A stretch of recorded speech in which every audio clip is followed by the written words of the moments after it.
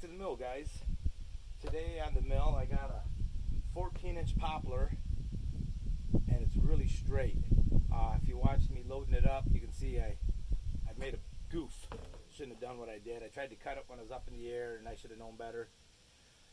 I didn't make an undercut underneath it and ended up splitting it. So, but anyhow, we got a 14-inch cant, or I'm sorry, a 14-inch log. We'll see what size cant we get out of it. But here we are. I don't know what the date. 23rd of March.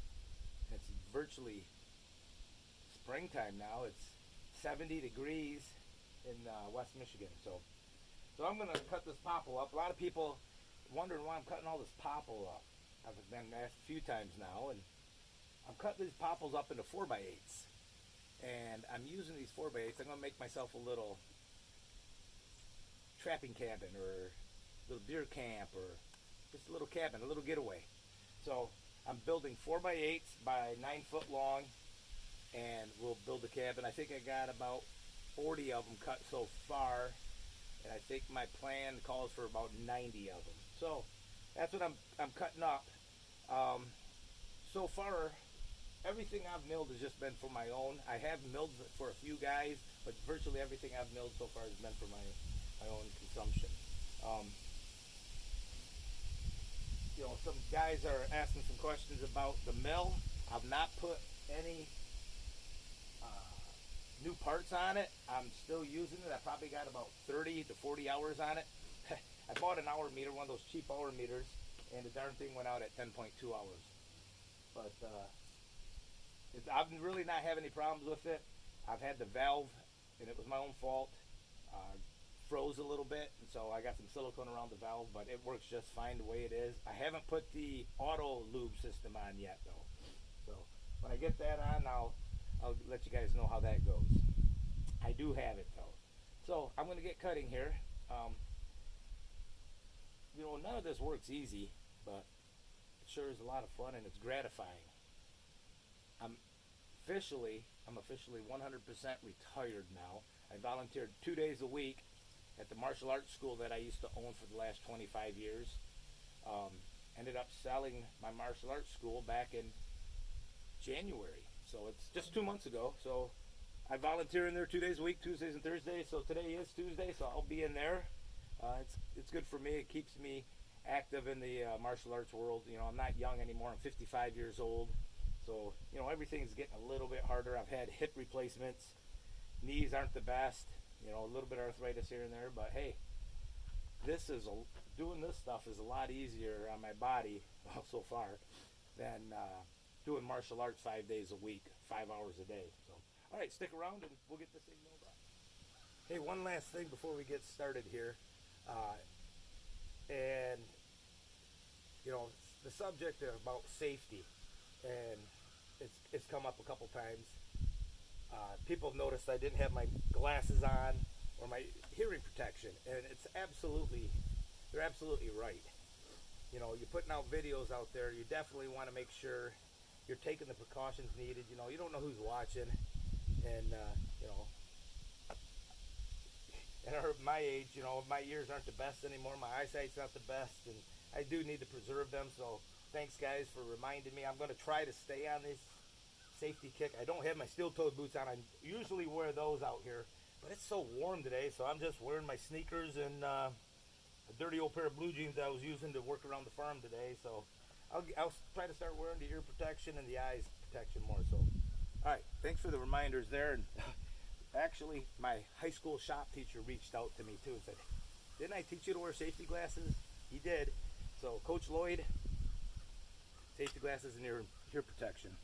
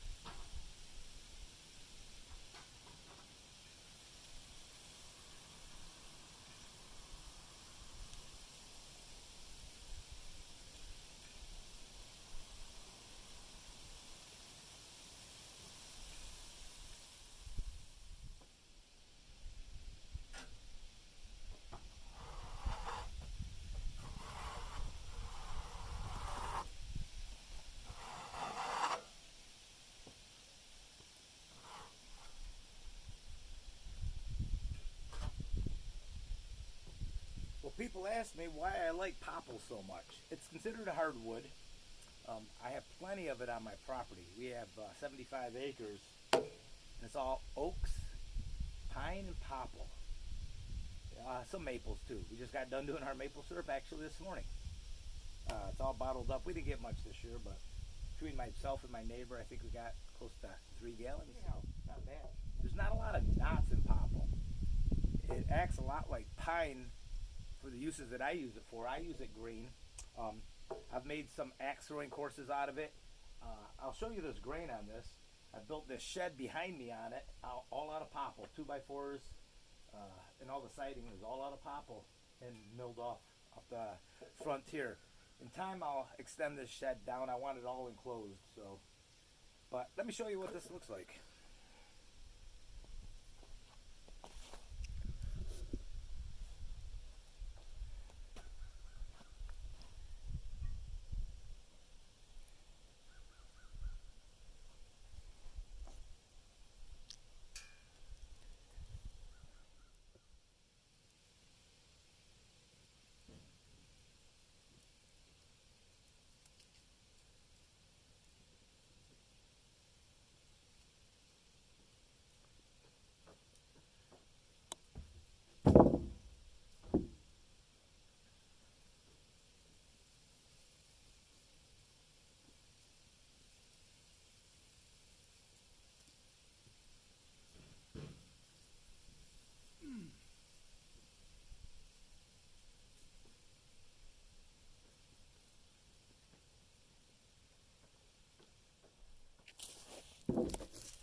So let me show you what we've milled up so far.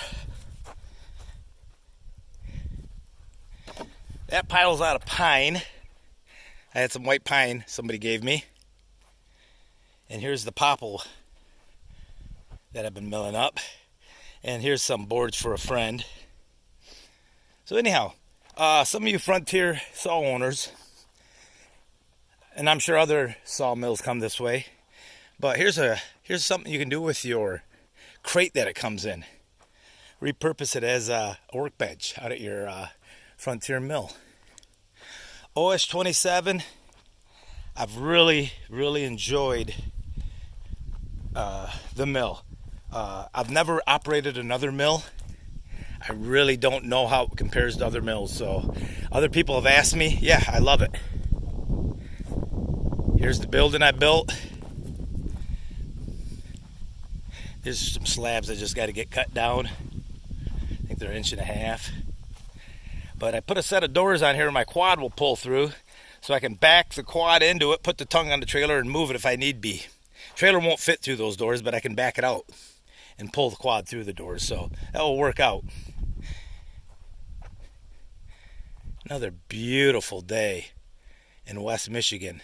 Hey, in the comments below, let me know where you're from. Our place of operation is Newaygo, Michigan. All right. Okay, guys, thanks for watching.